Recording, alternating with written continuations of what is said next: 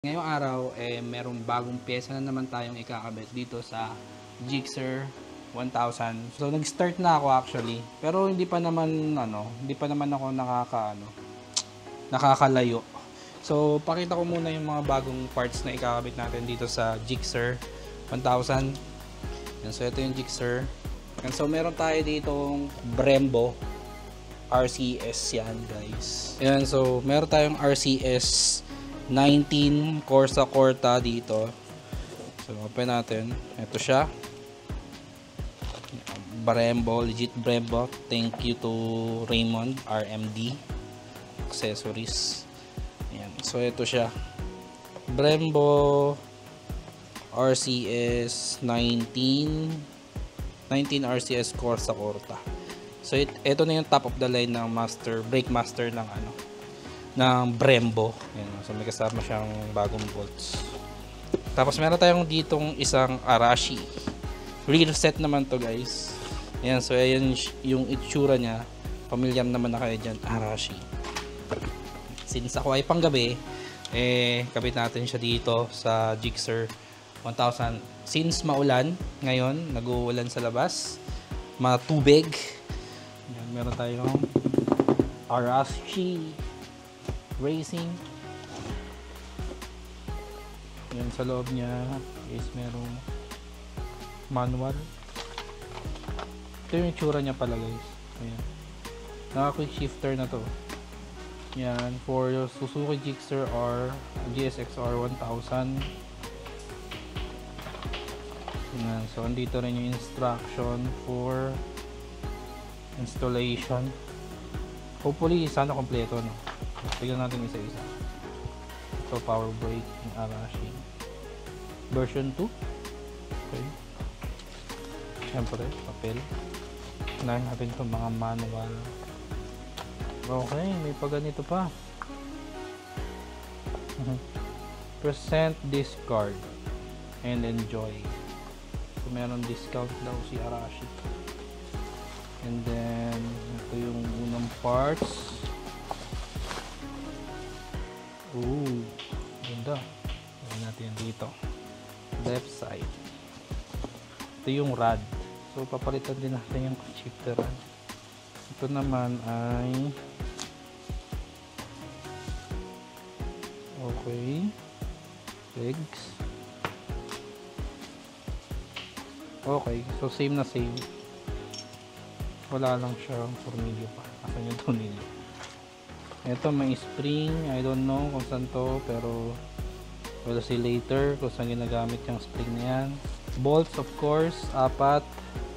I think this one is for right side. Ito ay pedals ata to, sa shifter and sa preno. Ngayon, ito naman yung isang side. Alright. Okay. Arashi.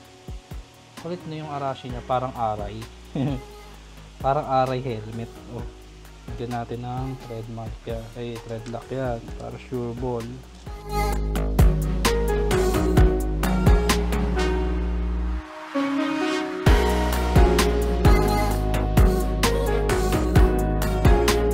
Ang ganda yung rad. Nice one.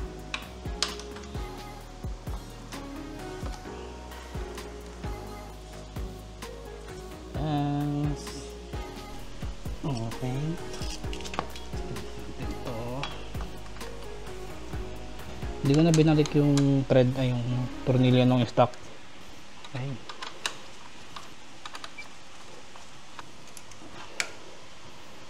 Ano siya? Ikabit. Tignan nyo. Laki ng pagkakaiba. Pwede ko pang baguhin. Nalipat siya sa taas.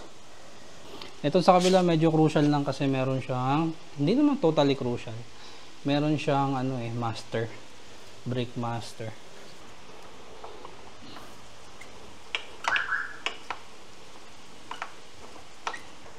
Ayaw mo pa. Hugot! Ouch! So, trinay ko na ito ng screw. Ngayon, ang problema ko, itong butas na ito, hindi siya kasya dito kasi ito yung kasama. Ito, oh. Hindi siya kasya. Umay. Ngayon, since gabi na, hindi ko alam kung nakakabili ng ganito, pero feeling ko nakakabili naman. Pero mas maganda sana kung may kasama. Kung mas maliit lang sana to, walang problema.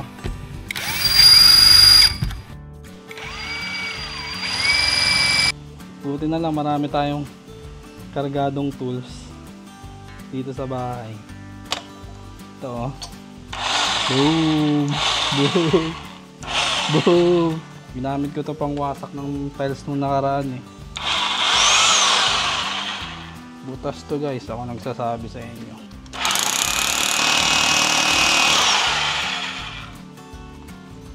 Wasak.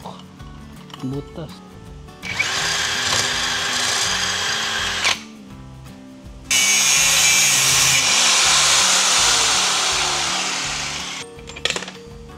Magtataka may papel ako bukas. Sabihin, may nagbabarena ng gabing-gabi. May nag-grinder pa. So yun na siya.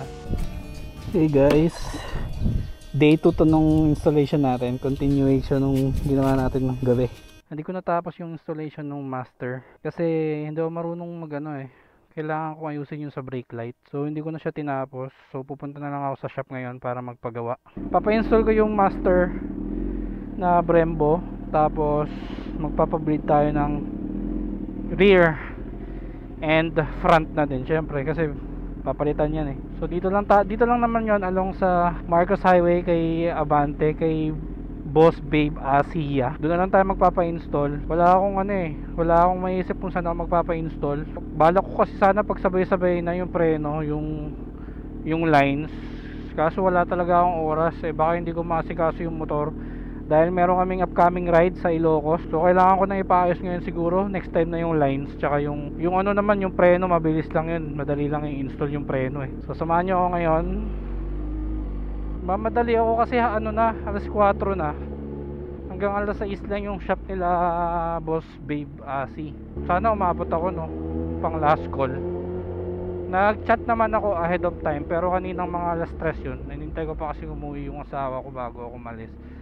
Dahil wala akong magbabantay sa aking baby girl. So nung gabi nang natapos lang natin itong rear set, tumaas naman siya, pero may itataas pa to. Pero okay na ako dito muna sa ganito kataas para hindi din sobrang ngalay nung paa ko, lalo pag pinagpawisan. Malapit lang naman yung shop nila Boss Babe dito sa amin, yung Abante. Kaya sa kanila ko rin naisip dalhin kasi malapit. Tsaka bukod doon, si Boss Babe kasi naka-jigsaw yung dati. Ewan ko lang ngayon kung naka-jigsaw pa din siya, pero naka-jigsaw kasi dati yon. 1,000 din yung gamit niya. Uy, wala akong preno na maayos. Parang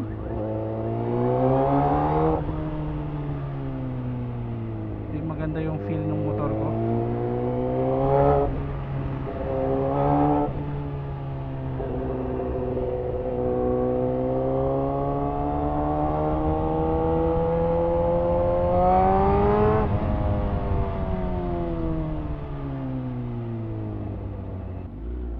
Dito kami tumatambay sa HID.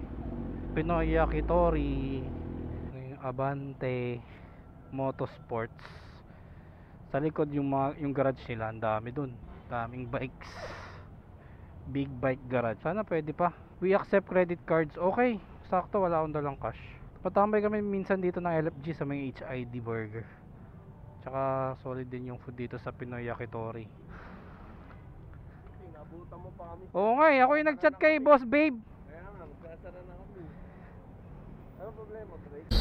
Pakita natin yung bike guys. Ang daming bike dito. Ito 08 to eh. Same ng Gixxer. Tapos ayun yung kay Azzy, naka-close. 08 din. May Ducati, CBR. Mga binaba yung makina niyan. Pero iniwan daw ng mga may-ari yung motor. Hindi na binalikan, hindi na makontak. Okay sana kung iniwan rin nila yung deed of sale, no? Tapos papel. Tapos ito 750 naman na Gixxer, binaba rin yung makina, overhaul. Tapos MT-09, ang daming bikes dito. Yan, no? Ang problema lang nila, may R6 pa. Problema lang nila, kulang sila sa tao. Tapos ito yung gawa nila yan, sa likod. Madilim na. So ito yung Gixxer.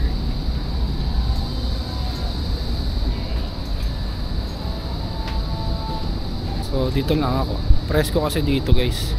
Yung lugar kasi na to, tabi ng pit ng wheel ko. Ayan. Tapos may ano, gubat, mini gubat.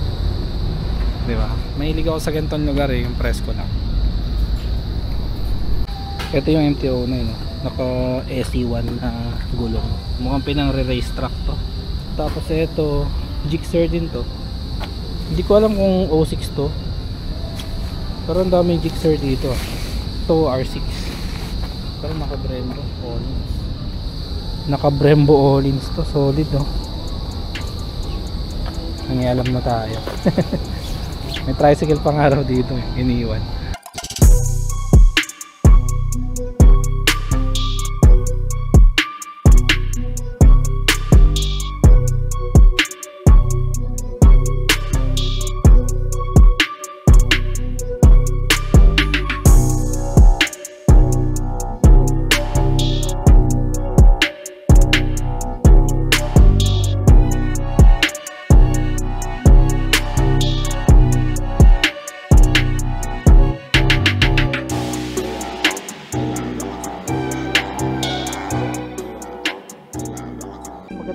Dito kasi OC yung mga gumagawa, so ginawa talaga nila ng paraan. Nag-OT lang sila talaga ng 1 oras mahigit.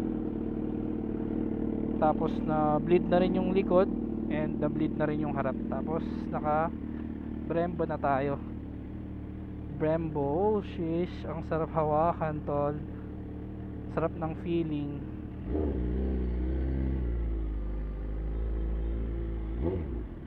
Uwi na tayo. Oh shit, ang sarap.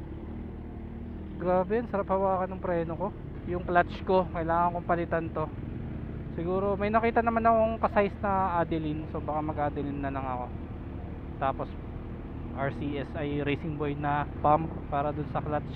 Mahirap lang dito, wala kasing ABS tong bike na to, raw bike. Pagka hindi maganda yung pagkakapisil mo, pwede kang mag-endo.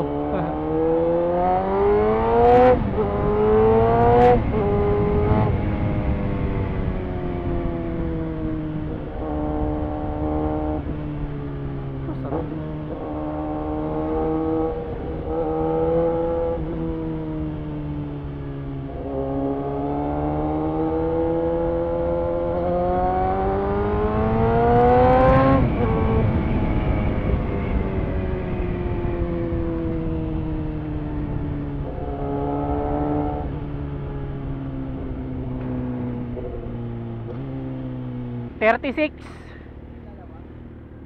Okay na. Thank you. Yeah. Okay na.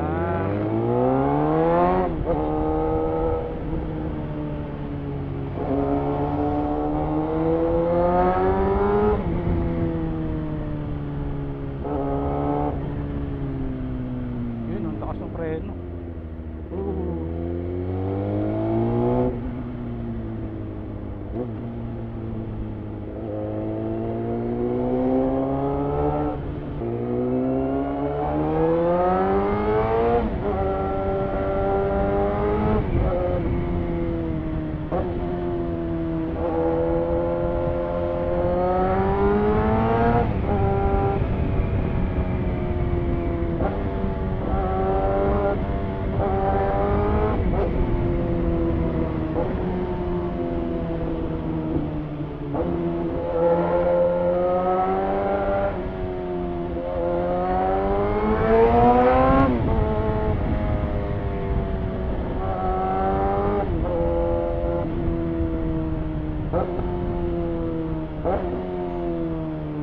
Buti na lang di tumuloy yung malakas na ulan.